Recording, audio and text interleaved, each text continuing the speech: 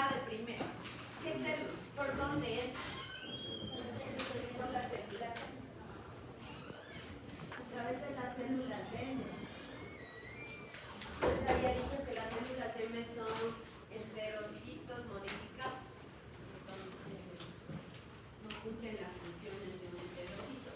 Las células M están en las placas de Peyer y están siempre muestreando lo que viven. Entonces, ese es un punto débil de entrada. Es la entrada por la cual muchos patógenos toman ventaja. Es la Escherichia coli enteroinvasiva y la otra es la Shigella. Los dos hacen lo mismo. A través de las células M, la Shigella es macropinocital. Entra.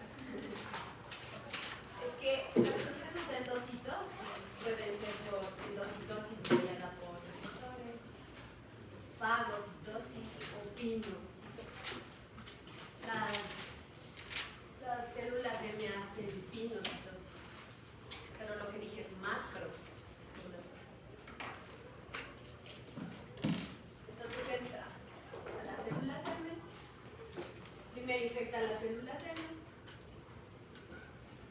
luego infecta a los macrófagos que también están en las placas de Peyer y luego se va diseminando por todo el epitelio intestinal. Ya les voy a mostrar una foto de todo lo que les he dicho para que me entiendan. Entonces van invadiendo las células intestinales. ¿Cómo invaden? De células M. Generan una cola de actina. Así se mueven. No son flagelos, son colas de actina. Vuelvo a repetir, esta es la tercera, porque ya se doble cae. Se mueven a través de la polimerización de la cola de actina y van infectando. ¿Qué causa? Entonces ahí está el factor de virulencia más importante, ¿no es cierto?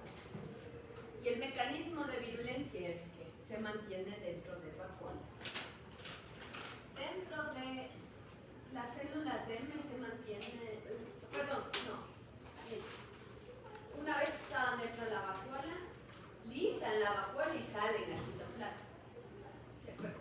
Entonces se replica en el citoplasma. Ajá, se replica en el citoplasma y se va moviendo de célula a célula a través de la cola de actina.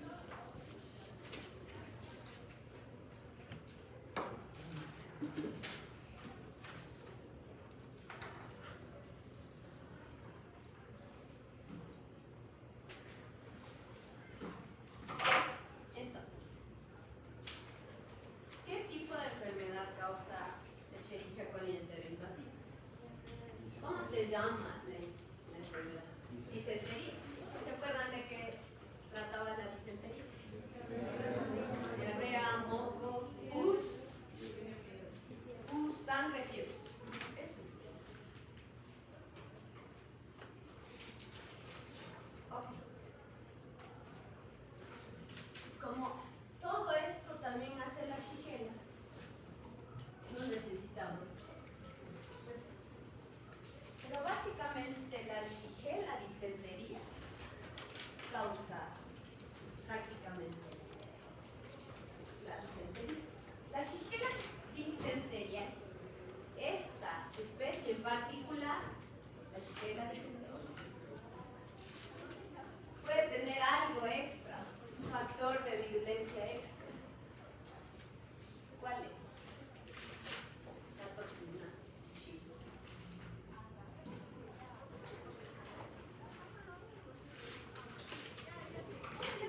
La toxina Shiga, ¿qué hace? Perdón. ¿Hace qué? ¿Qué hace? ¿Exacto? Ajá, bloquea la síntesis de proteínas y como consecuencia las células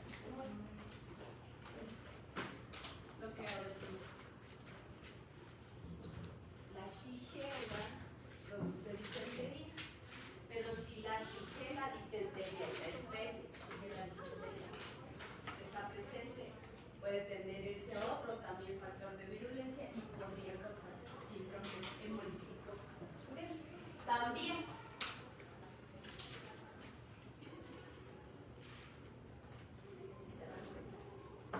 ¿Qué otra bacteria causaba síndrome hemolítico? Escherichia coli enterohemorrágica, pero la enterohemorrágica no causaba disentería. Causaba solo diarrea total, sin fiebre, sin moco. Eso no tienen que equivocarse. Okay. Quedaban otras Escherichia coli. La uropatogénica y la causante de meningitis.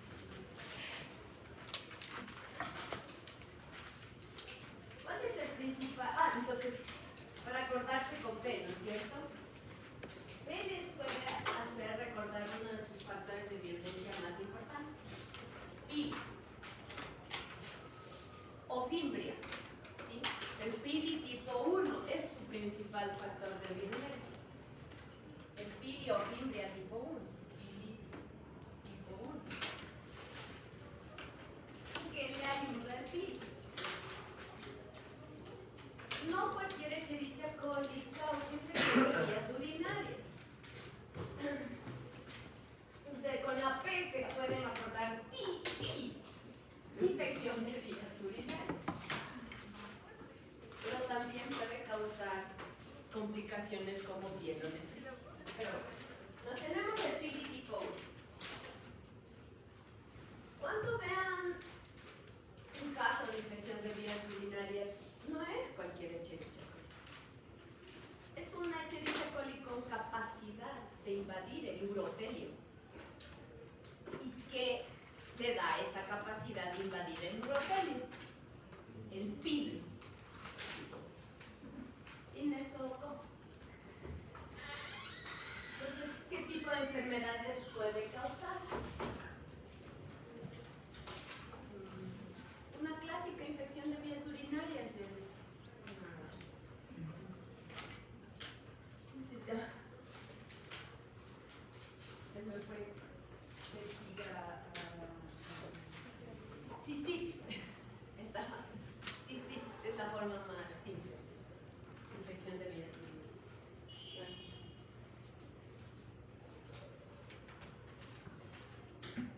Y una forma complicada de infección de vías urinarias, si asciende más, ¿qué puede causar? Pielonefritis. Y bueno, luego se puede ir a la sangre y pasar cosas más graves. ¿Qué tipo de personas son susceptibles de infecciones de vías urinarias? Mujeres. Mujeres. En edad reproductiva. Una mujer en edad reproductiva es común. Ese es un factor de riesgo, es más frecuente en mujeres. Cuando los hombres tienen infección de vías urinarias, es porque ellos suelen tener algún otro defecto en la anatomía urinaria, pero los hombres comúnmente no sufren. ¿Por qué las mujeres serán más susceptibles de infecciones de vías urinarias más que los hombres? ¿Por qué?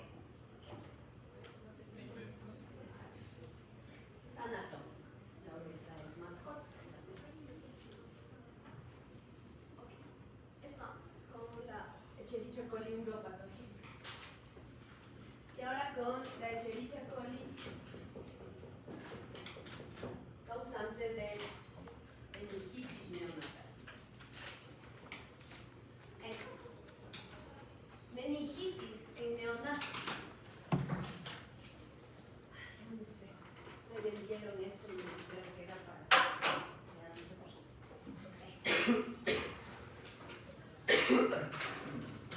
Meningitis neonatal.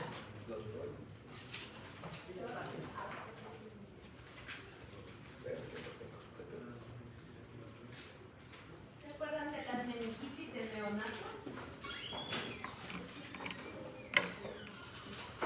Necesito más espacio para que recuerden.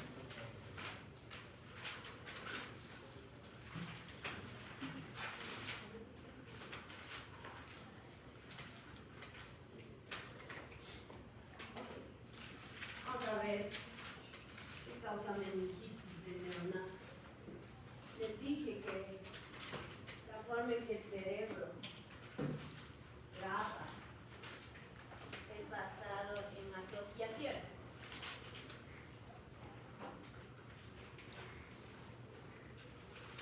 Vimos meningitis en menores de 2 años no vacunados, pero mayores de 3 meses.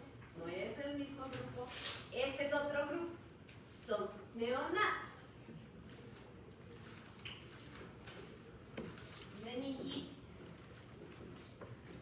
en neonatos.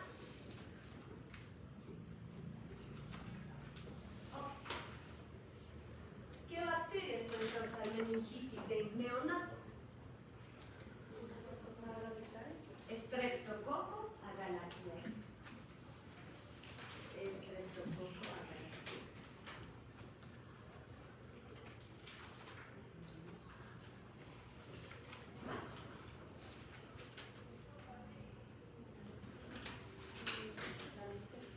Listeria monocitógenes.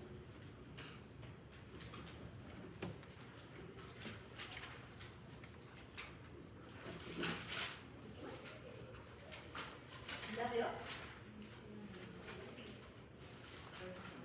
Neisseria meningitis causa meningitis no vacunadas, mayores de 3 meses. Estamos en los neonatos. Y hago esto porque luego cometen el error en el examen. Otra bacteria, la de hoy.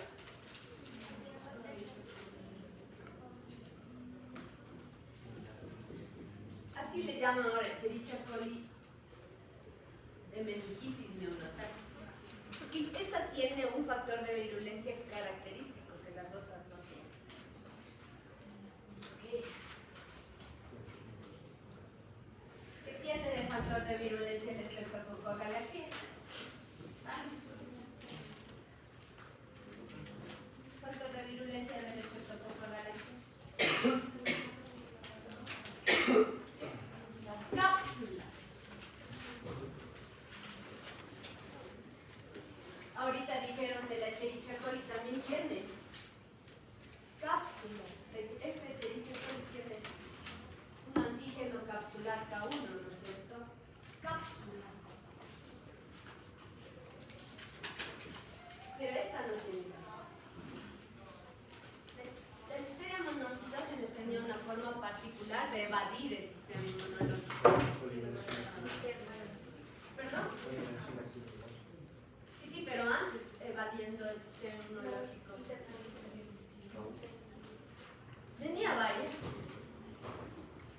Cuando entraba dentro del fagosoma o lisosoma, primero dañaba el fagosoma para ir al citoplasma, ¿se acuerdan? Y en eso funcionaban. ¿Qué cosa? Sí. ¿Pero qué? ¿Cómo dañaban las vacuolas donde estaban ocupadas? Con la listeriolicinas, ¿no es cierto? Y fosfolipas dañan esto. ¿Recordarán? Y entran al citoplasma. Y luego invade célula a célula, polimerizando una con la otra. ¿Sí ven que el mecanismo es diferente? Pero las tres causan meningitis neonatal y están recordando los factores de virulencia que le permiten evadir al sistema inmunológico. Estos bebés no alcanzan a ser vacunados. Nacen algunos ya infectados. Esto infecta dentro del útero. ¿Se acuerdan cuál era el factor de riesgo para que se infecte la madre? Comer alimentos no pasteurizados. Por eso les dice a las mujeres embarazadas, no coman nada crudo, al menos por los 9 meses. Este de acá era diferente. Ajá, pero algo pasaba con las mamás. Estaban colonizadas. A la mamá no le causa nada. colonizados, entonces a estas mamás había que hacerles un cultivo vaginal a las 35 o 37 semanas para reconocer que está colonizada y al bebé darle antibióticos intrapáticos. Y esto ya, ¿qué hacemos con esto? Esto suele ser frecuente cuando hay partos en casa, por ejemplo. O que tal una mujer no alcanzó a ir a un hospital. En el hospital no hacen bien el trabajo de limpiar, de que sea todo estéril, o que una madre justo defeca cuando está dando a luz. Entonces ahí está la Escherichia coli en el intestino y puede contaminar a este bebé y luego puede pasar cosas muy graves como la meningitis.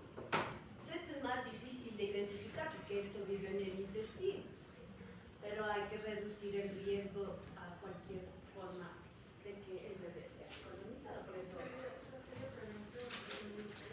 sí, el medio estéril en el que nace el bebé. Algunas madres les hacen lavados intestinales antes para que no vayan a defecar durante el parto, porque eso puede ser riesgo. Ok. Acordarse. Por alguna razón hago esto, si no, no lo haría, ¿no? Me guardaría esto. Entonces, en sus notas, en su computadora, en su cuaderno, lo que sea, asocien cosas, porque es más fácil guardar el grupo. Pero el antígeno principal era el K1, ¿verdad? Sí, la cápsula.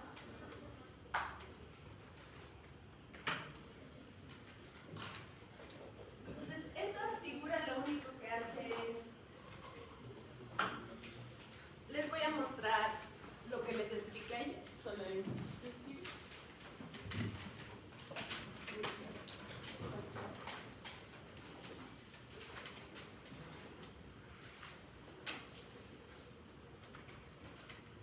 Escherichia coli enteropatogénica y Escherichia coli enterohemorrágica. Les dije que las dos tenían el mismo mecanismo de lesión intestinal.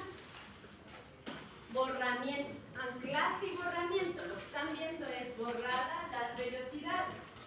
Y la P, les decía yo, se forma un pedestal donde se adhiere la bacteria. Las dos tienen el mismo mecanismo de lesión del epitelio, pero este tiene algo, aparte de esto produce algo.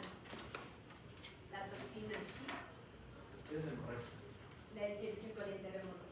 Es la de sí. Produce toxina Shiga. La toxina Shiga destruye células, entra a la circulación y se puede ir hasta el riñón. ¿No es cierto? ¿Está claro?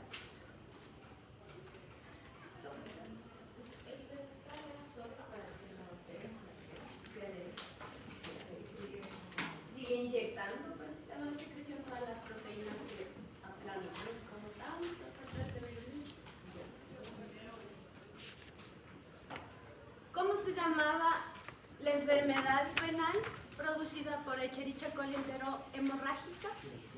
¿Perdón? No, aquí, si me ve, estoy preguntándole aquí. ¿Cómo? Shung. ¿Qué significa eso? Porque escuchaste así al vuelo que alguien dijo. Sí he escuchado, dice. Sí he escuchado. Hemorrágico. Síndrome. ¿Síndrome qué? Síndrome hemorrágico. Seguro. ¿Síndrome qué es el síndrome qué? Síndrome hemolítico. ¿Y la U de qué? Urémico. Síndrome hemolítico urémico. No glomerulonefritis. No pielonefritis. Síndrome hemolítico urémico. ¿Qué le caracterizaba el síndrome hemolítico urémico? Me mojé en la clase pasada haciendo el desastre.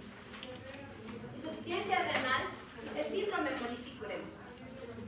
Anemia hemolítica, insuficiencia renal, trombocitopenia. es el síndrome de Modic-Huber. Les estoy mostrando solo en fotos lo que les expliqué. Esta es la Escherichia coli enterotoxigénica.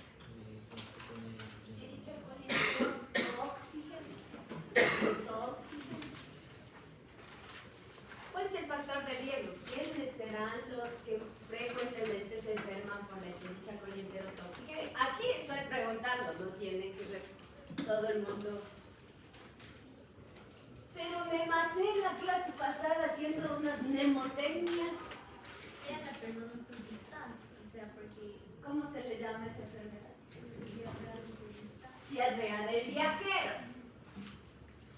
¿Y qué le caracterizaba? Las dos toxinas más importantes, que es la toxina termolábil LT y ST, la termoestable, causan una aumento de GMP cíclico, la otra aumento de AMP cíclico. ¿Y todo eso qué hace? Actúa sobre un canal de cloro sacando cloro. Eso explica la diarrea acuosa abundante. La diarrea del viajero se parece mucho al cólera, les dije. El mecanismo es exactamente el mismo. Aumentar el AMP cíclico. La de al lado dice aquí Escherichia coli entero agregativa. ¿Se acuerdan? Agregados en forma de ladrillo, más una biopelícula. Esta suele causar diarreas más bien crónicas. Forma a la final los niños terminan con retardo de crecimiento. Escherichia coli entero. Esta es la más frecuente, eso no le digo. La difusamente agregativa. Déjenla así.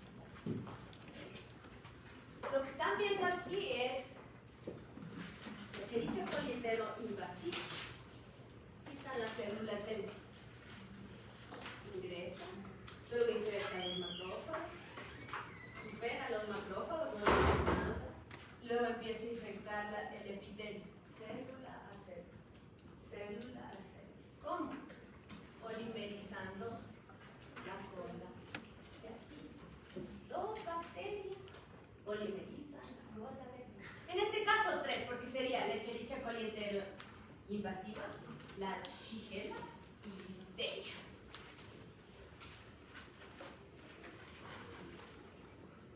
Ya, este solo es un resumen de todas. Miren, Escherichia coli entero patogénica, anclaje, borramiento, formación de pedestal. Escherichia coli entero hemorrágica, lo mismo, anclaje, borramiento, formación de pedestal, pero más la toxina Shi. Escherichia coli enterotoxigénica, LT y ST aumenta el GMP cíclico y AMP cíclico respectivamente, causando la salida de cloro y la diarrea. Escherichia coli entero agregativa, agregados en forma de ladrillos más biopelícula. Escherichia coli entero invasiva, invade como Shigella. ¿Verdad? Pero difusamente agregativa. No es muy común. Es porque no es muy común. Cuando les toque ver las cosas raras, ahí van a los libros así. Ustedes tienen que estar entrenados a lo más común, ¿sí? Para que acuerdan. Están viendo acá arriba el Escherichia coli uropatogénica. El principal factor de virulencia es que se adhiera al urotelio, las fimbrias o PIDI tipo 1. Eso le permite adherirse. Aquí hay otros mecanismos más complejos que su libro no describe y no quiero meterme más allá porque algunas pueden invadir. Pero con que ustedes se acuerden que su adherencia es importante, para mí es suficiente, ¿sí? Y aquí está la Escherichia coli causante de meningitis neonatal. Lo que pasa es que como tiene cápsula, la cápsula evita la fagocitosis. Y por eso puede diseminarse. Por eso es severa esa enfermedad.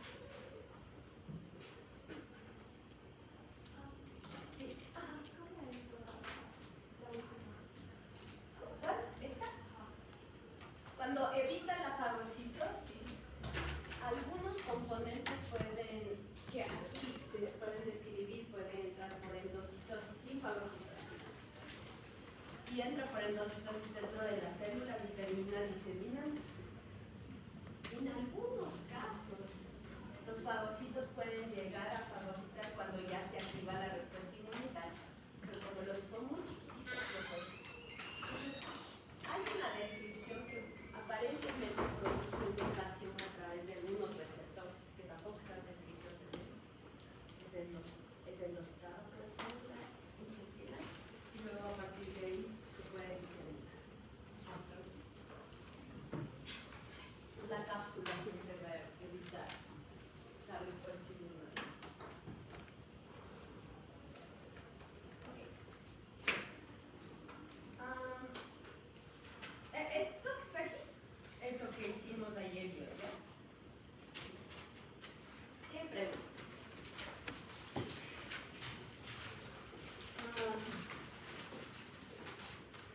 Cuando uno habla de gastroenteritis, ¿por qué ya entramos en el grupo de las gastroenteritis? La mayoría de las Escherichia coli se transmiten de persona a persona, es decir, fecal oral. Fecal oral significa que una persona no se lavó las manos y preparó sus alimentos. Pero de todas estas Escherichia coli que vimos, incluida la Shigella, está en este grupo, una no era humano-humano, una dependía de animales, era una zoonosis, ¿no es cierto?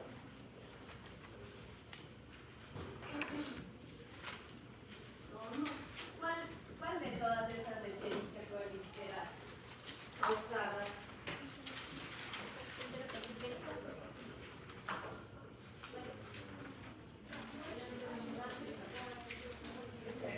Escherichia coli. Enterohemorrágica, Escherichia coli enterohemorrágica. Una zoonosis. ¿Qué animales? Las vacas. La carne de res. Otra forma de asociar enfermedades gastrointestinales. Okay. Aquí viene una bacteria que es común, asociada a animales, la salmonelosis, causada por salmonela. Escuchen salmonela. Algunas especies de salmonela, hay unos animales que están, bueno, hay muchos animales, pero uno de los que al menos deben acordarse siempre es ¿qué animales? Las aves. Las aves de corral. Y eso involucra sus alimentos, huevos, incluso si está bien cocido. ¿Saben que muchas personas van a estos lugares donde asan pollo? ¿No es cierto? Y le dicen, por favor, denme partiendo. Entonces le parten y se le manda a la casa y luego les da una infección. Está bien cocido. Hay algo que no están viendo en este problema. ¿Dónde cortan? Y ustedes a veces cometen ese error, entonces cogen la tabla de picar y ahí le cortan carne. Y entonces entra al horno, ¿no es cierto? Y luego vuelve otra vez a salir a la misma tabla. Exacto. Ahí es el detalle. Está en el intestino de los pollos. O en esa misma tabla donde ustedes cortan la carne de pollo cruda, en la misma deciden que van a cortar los tomates que van a su ensalada. Ahí está el problema. Y luego dicen, ¿pero cómo? Ahí está. Porque las tablas son porosas, ¿no es cierto? Tiene que diferenciar las cosas que son para carne y las que son vegetales. Esta es una pregunta, la verdad, no nada que ver. Sí, puedo. Los perros se pueden comer. Lo que no pueden darles es con hueso, porque los huesos de pollo pueden perforar sus intestinos. Pero no tenía pruebas. No, creo que no. Yo no, bueno, tampoco soy veterinaria.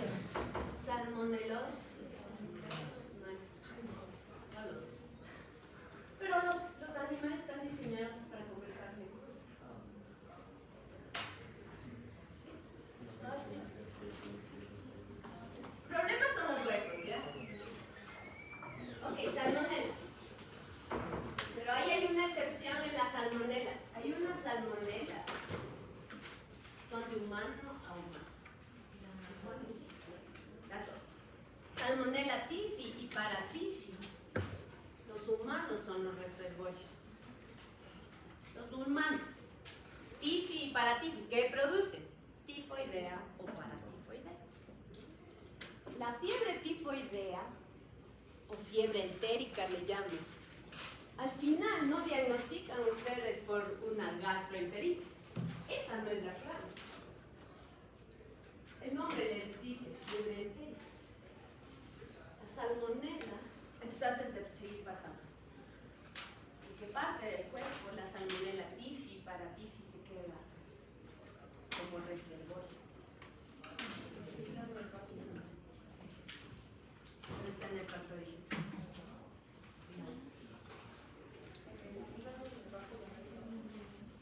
No, esa es la invasión. Cuando se disemina, ¿está bien eso? Disemina. Entonces, en la vesícula, gracias.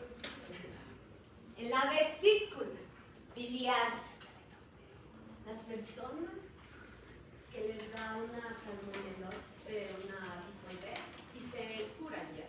Se han curado sin recibir tratamiento. Esta salmonela se queda. Entonces esta persona está eliminando salmonella tifi todo el tiempo en sus heces. Quizás si esta persona justo prepara sus alimentos, porque obvio no sabe lavar bien las manos cuando va al baño, puede causar tifoidea. Ya. Cuando piensan en las otras salmonelas no tifoidea, estas gastrointestinal, pollo. Si es tifi, paratifi, es humano. ¿Cómo es el mecanismo? ¿Cómo ingresa la bacteria? Esta bacteria sí es más estudiada. ¿Y los huevos cómo es que permanecen las cosas? Es que el huevo sale por el mismo lugar por donde un pollo defeca y orina. Es por eso que está contaminado. Solo para eliminarlos vía etiquetando. Perdón. Para eliminarlos, no sé, etiquetando. Primero, pasteurizar los huevos, entonces consumir huevos pasteurizados, uno. Y dos, si están pasteurizados, entonces sí hay muchos alimentos que terminan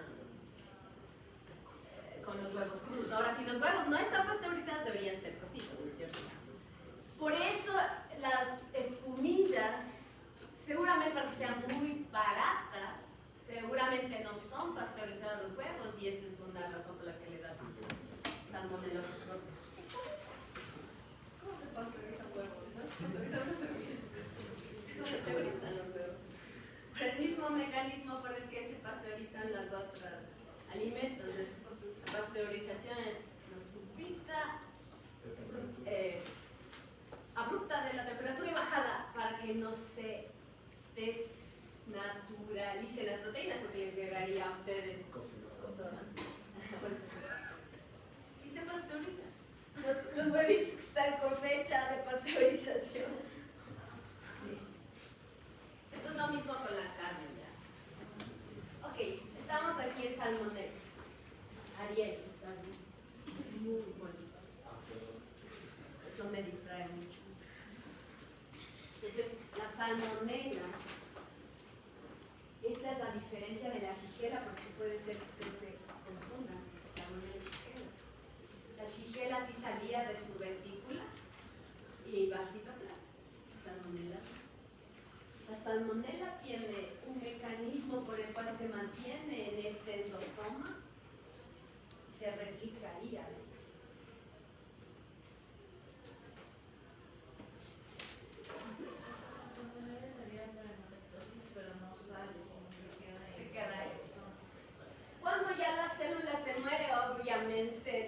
salir y ahí le fagocitan los macrófagos, los neutrófilos y luego se mantiene dentro de ellos. Entonces no hay una fusión del fagosoma con el lisosoma y se quedan ahí dentro. Esa es la razón que evita la fusión del fagosoma con el lisosoma otra vez esta bacteria, es que lo que mencionaste, Fiamma, tú dijiste que hay unos órganos que son infectados. ¿Cuáles dijiste? Sí, eso es en la tifoidea. Por eso se disemina ya, porque la bacteria puede quedarse dentro de los fagocitos y ir a órganos linfoideos secundarios o primarios y se infectan esos órganos en la tifoidea.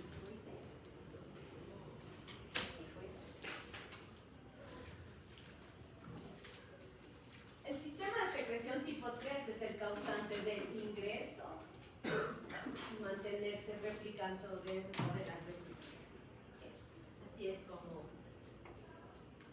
puede permanecer a nivel intestinal si son las salmonelas no tifoideas. Y si es el caso de salmonella tifi, irse a otros lugares. Causa fiebre, dolor del cuerpo, dolor muscular. Sí, en las células del sistema inmunitario. El caso de la tifoidea. Trae después. Y en caso de este tipo de salmonela ya no se disemina con el caso de la célula. Se queda localizado. Menos de que sea inmunodeprimido. Ahí sí.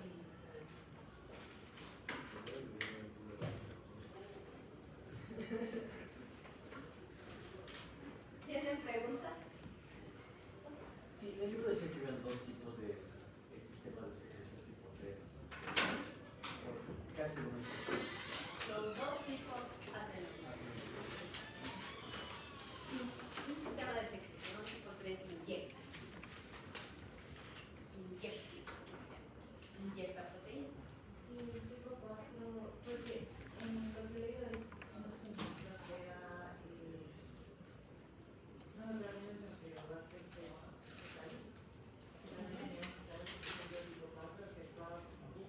Sí, eso es otro. Ya vamos a ver. Este es tipo 3. El que tiene aquí, los otros ya vamos a ver cuando vamos a trabajar.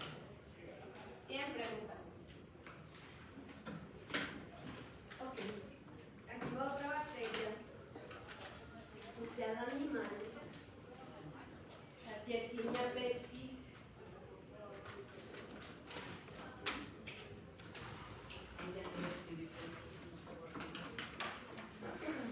Yersinia pestis. ¿Qué animales son? ¿Sí?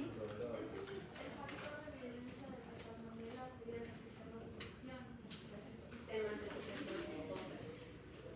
Ese es uno de sus principales. Como inyecta diferentes tipos de proteínas, cada diferente tipo de proteínas, una le permite ingresar, otra le permite evitar la fusión del cromosoma, otra establecer inflamación. Son un montón de proteínas que se operan.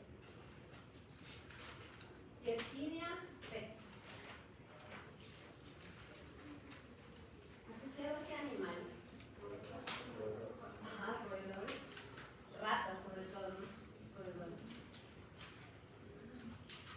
Pero para que la infección del roedor llegue a los humanos es a través de un vector. Las pulgas. Pulgas son los vectores, pero está asociado a animales como roedores. Obviamente hay otros animales que pueden infectar. ¿Qué le caracteriza como clínica el daño causado por Yersinia pestis? Los bubones, por eso le llaman la peste bubónica. ¿Qué son los bubones? Son ganglios linfáticos inflamados, pero tan inflamados que se pueden ver evidentemente. Ya les voy a mostrar una cosa. Es una de las que tiene la Sí. ¿Sí ven los bubones aquí? Ahí les va la pregunta. ¿Por qué tanto así se inflaman los ganglios? ¿Qué tanto así? Eso significa que la bacteria es capaz de evadir la respuesta inmunológica para irse hasta los ganglios y diseminarse en los ganglios y en los ganglios hacer todo este desastre. Entonces, ¿qué proteínas, qué factores de virulencia son los causantes? Son genes que codifican proteína yo, ¿no es cierto? De la yesina. Y hay algunos H y no tantos, ¿ya? Entonces, pero veamos el mecanismo. Las proteínas yo. Entonces, cuéntenme con qué mecanismo evaden la respuesta inmunológica.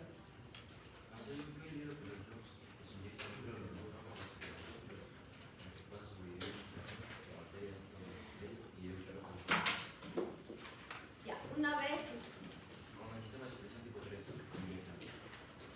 Si las proteínas YOP son inyectadas por otro sistema de secreción, ¿ya? Entonces, ¿qué mecanismo de evaden? ¿Cuál es uno el que acabas de decir? Evita la fagocitosis. Evita la fagocitosis. Ese es uno. No hace, no evita los leucocitos. Sí, también bloquea la producción de citocinas. Como bloquea la producción de citocinas, también reduce la capacidad del sistema inmunológico de montar una respuesta inflamatoria. ¿Qué más? Y eso causa apoptosis. 3 mecanismos, ¿verdad? Evitan la fagocitosis. Matan a las células del sistema inmunológico con apoptosis. Y bloquean la producción de citocinas por parte del sistema inmunológico. Todo eso hace que sea muy grave lo que estoy diciendo. Entonces, la bacteria es capaz de, una vez que entra por la picadura de la pulga, diseminarse a los órganos linfoideos secundarios como los ganglios. Si me pica aquí o si me pica aquí, mis ganglios linfáticos axilares se van a inflamar. Si es en la pierna, a nivel inguinal, va a depender de por dónde entra. Entonces, evidencia la enfermedad, los bubones, la peste.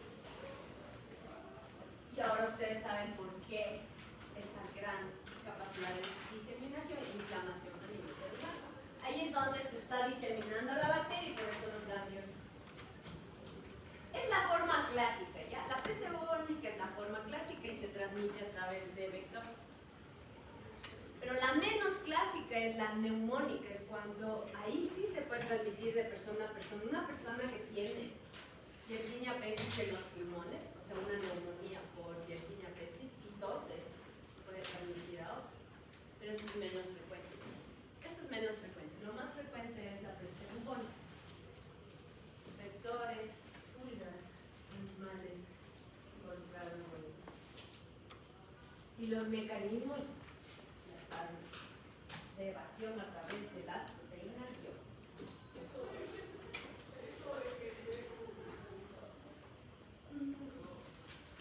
Si notan qué le pasa a esta persona, tiene necrosis. ¿Por qué? Un proceso necrótico severo es porque la bacteria ha causado una septicemia.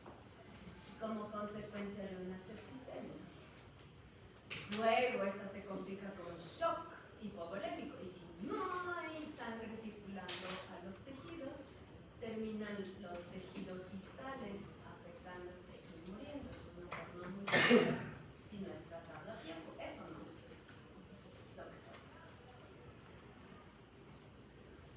Ok, en este cuadrito está todo el resumen que hemos hecho. No voy a repetir, pero ustedes que tienen el acceso a.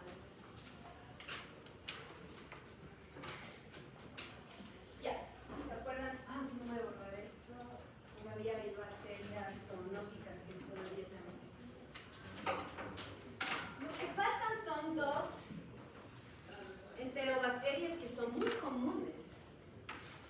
causan también enfermedades. Y estas son más fáciles de acordar por su nombre. Klebsiella pneumoniae. Inicialmente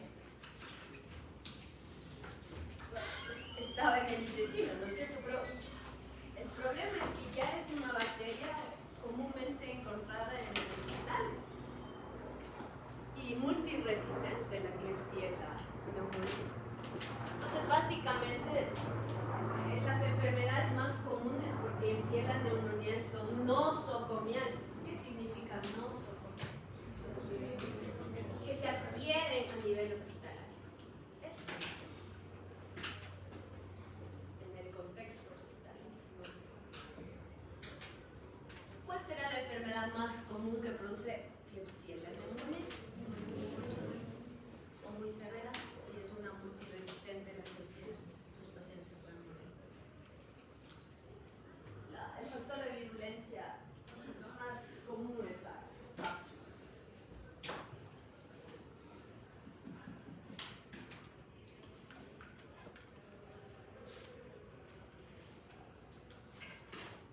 Aquí les puse unos iconos a ver si se acuerdan. Personas las salmonelas, notifoidea, y aquí me estoy olvidando de una yersinia. Enterocolítica, que también produce gastroenteritis, pero está asociada a otros animales. La yersinia enterocolítica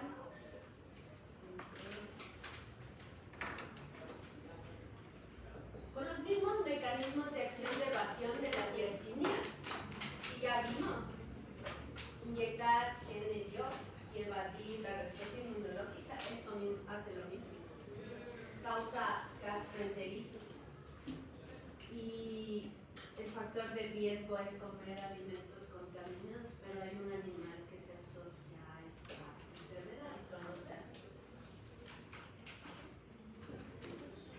Todo esto tiene que ver con alimentos no bien cocidos, porque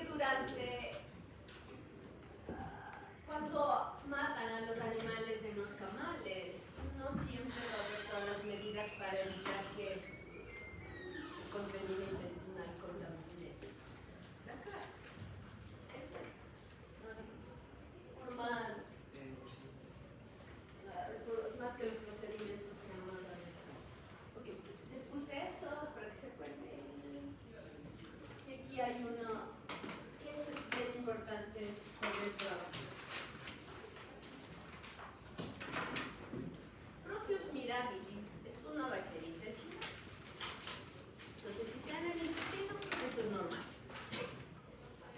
Si se sale del intestino, hay una enfermedad que es muy frecuente por Proteus mirabilis y causa infección de vías urinarias. Entonces, hasta ahorita hay 4 bacterias que hemos estudiado que causan infecciones de vías urinarias. ¿Recuerdan? Staphylococcus saprophyticus, que causaba en mujeres sanas que empezaban sus vidas sexuales. Otra bacteria que causaba infección de vías urinarias, pero en pacientes hospitalizados, cateterizados o enfermos. Enterococcus fecalis o feacis. En la clase de hoy, ¿qué otra bacteria causa infección de vías urinarias? Escherichia coli puro, patogénico. Y ahora otro más, Proteus mirabilis. Proteus mirabilis. El problema del Proteus es que puede causar cáliz.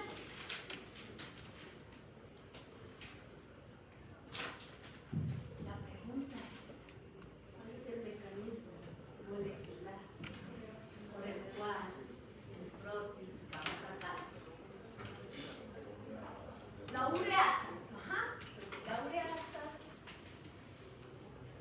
¿Qué hará la ureasa?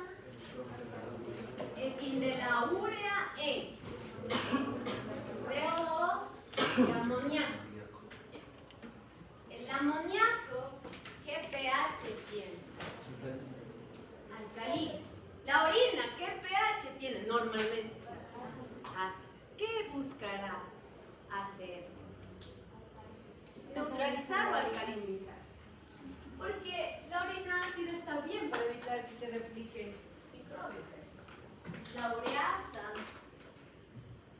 empieza a subir el pH y esa subida de pH causa que haya depósito de cristales. Y esos depósitos de cristales de calcio y magnesio producen ¿qué?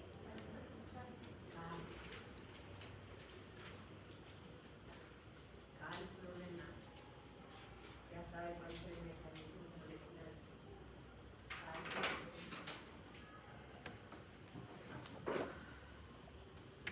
Y de la Klebsiella no usaba, porque si hablamos, ¿no es cierto?, de la Klebsiella granulomatica. En las ETS. Siempre les hablo relacionando para que algo les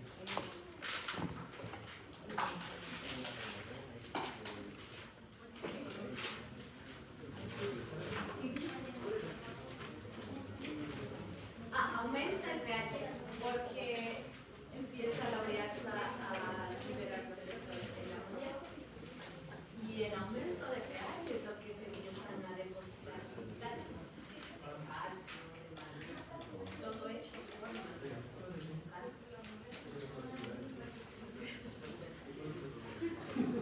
Porque hay un cambio de pH. Eso altera el ambiente dentro de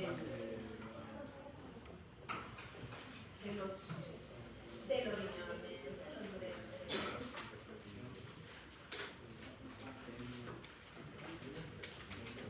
Para que se distraigan un rato, les voy a entregar esto. No se hagan en forma de C. Tienen flagelos polares que les permiten salud. Tienen, son oxidasa positivos, a diferencia de las enterobacterias. Lo que vamos a ver en este grupo de bacterias es que hay otras también que causan gastroenteritis. Más fácil ustedes ponen en sus notas gastroenteritis. ¿Qué causa la gastroenteritis?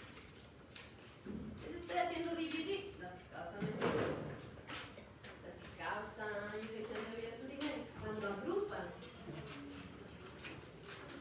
es mi sugerencia.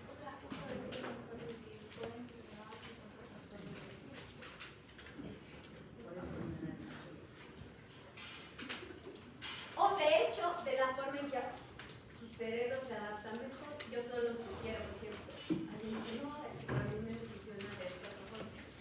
Todo lo que funciona, si funciona diferente, úsalo.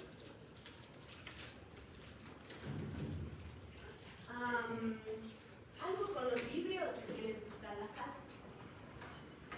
Les gusta mucho la sal, entonces el medio de cultivo debe tener mucha sal. Entonces, fíjense el factor de riesgo. ¿A qué estará asociado una enfermedad por vibrios? Algo que tiene que ver con el mar, ¿no es cierto? Alimentos. ¿Qué más? Mariscos. Agua de mar. Ahora, si no es gastroenteritis y tengo una herida y me meto al mar, ahí también hay un riesgo para los vibrios que causan infecciones insulares. Sí. Ok, nos vamos a enfocar en el más frecuente. Vibrio cólica. El factor de riesgo es alimentos como mariscos, crustáceos, lo que venga del mar. Pero hay dos tipos de vibrio que causan estas epidemias o pandemias de cólera, que son el O1 o el O130. ¿Qué tiene este vibrio de particular? ¿Qué tiene el vibrio que causa el cólera? Ese que tenemos el factor de virulencia. Más importante es toxina de cólera. Toxina de cólera. Tienen de particular estos vidrios, justo este ojo. No, justo sigo con la toxina del cólera. Tienen algo en particular que es el fago, es el que inyectó la toxina, ¿no es cierto? Hay un fago que inyecta. Pero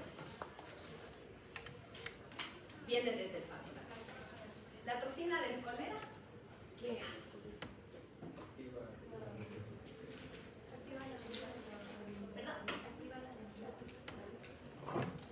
La toxina del cólera primero se une a receptores en las células de ¿dónde?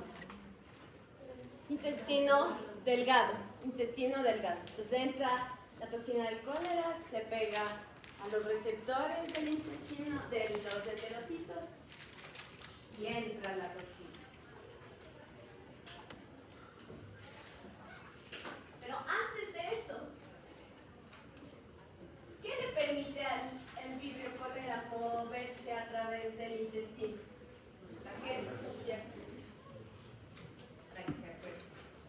Una vez que llegan hacia el epitelio intestinal,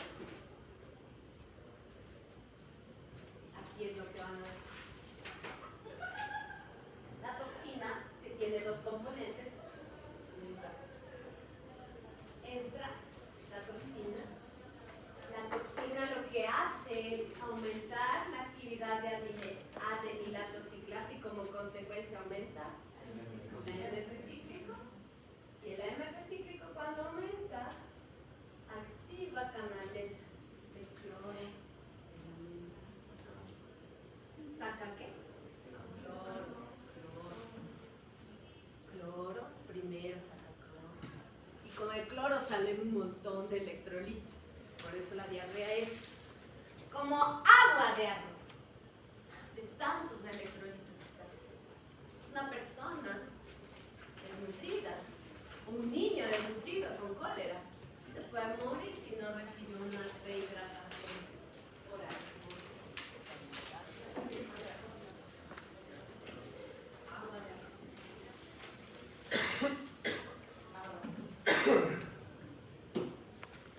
Este nombre de este canal de cloro les voy a recordar cuando veamos pseudomonas, ¿ya? Ay.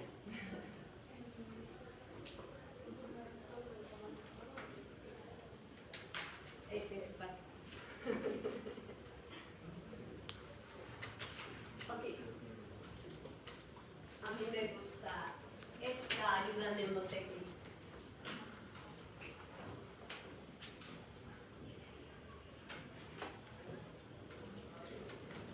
AMP cíclico.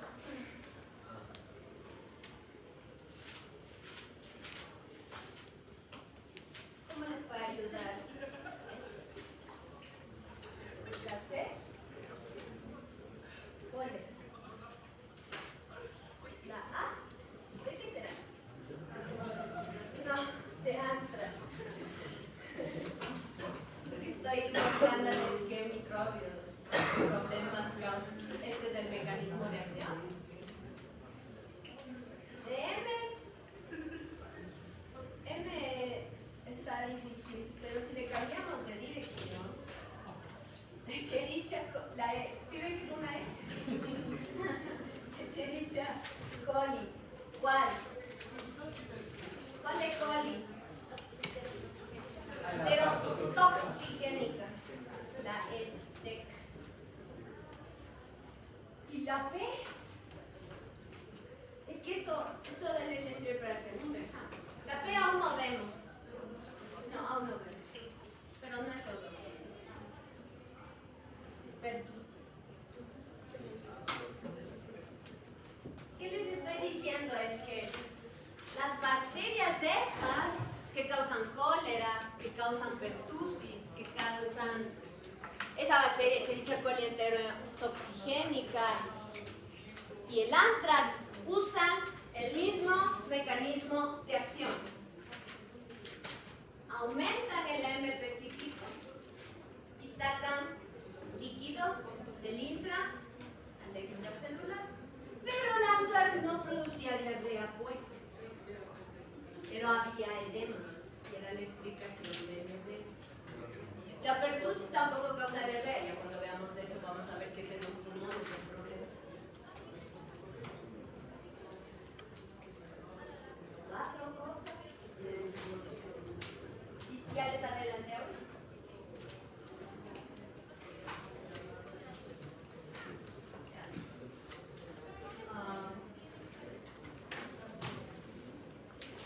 Ya vimos vibrio cólera, mecanismo de acción, factores de vigilancia. Es más importante, obviamente hay otros factores de vigilancia. El pili corregulado por la toxina, que es el receptor del faro. Sí, entonces vamos a dejar, se van a comparar de las cosas más importantes como factores de vigilancia. Es que si ni siquiera se acuerdan de lo más importante, ¿para qué les ruego que se acuerden de otro?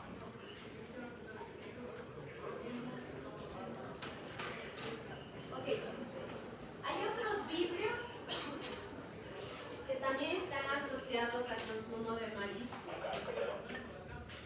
o contacto con agua de mar.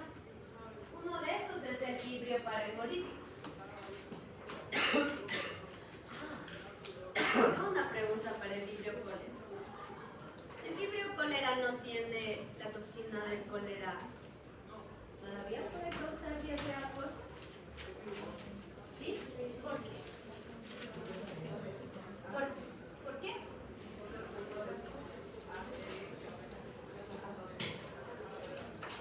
El ACE que aumenta ¿qué? Aumenta la secreción y aumenta la permeabilidad intestinal. Entonces sí puede haber no diarrea tipo cólera acuosa en forma de agua de arroz, no, pero sí una diarrea acuosa, si no tuviera toxina, ¿ya? Con los factores ACE y el SOR.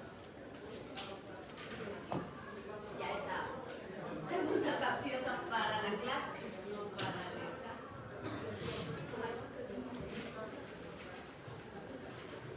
Okay. Vibrio parahemolítico aún es capaz de causar. Vibrio parahemolítico también causa una diarrea acuosa. Y esta está dada por un tipo de toxina. ¿Cómo se llama la toxina de vibrio parahemolítico? La toxina de Kanagawa. Sí, la toxina de Kanagawa es la responsable de causar diarrea acuosa en los casos de infección por vibrio parahemolítico. Pero el mecanismo es diferente, este aumenta el calcio intracelular y eso promueve la secreción de cloro. Aumenta el calcio intracelular, otro segundo mensajero que es el calcio. Y eso también aumenta la secreción de cloro. La diarrea. ¿Y sabes qué es el beta? ¿A qué te refieres? Pues en el libro decía que la raza en el mundo era hacia metamorfosis, pero Es que utilizamos dos tipos de agares, uno de agremana y otro de carnero, y entonces esta, si es que tiene anticuerpos y un ser humano,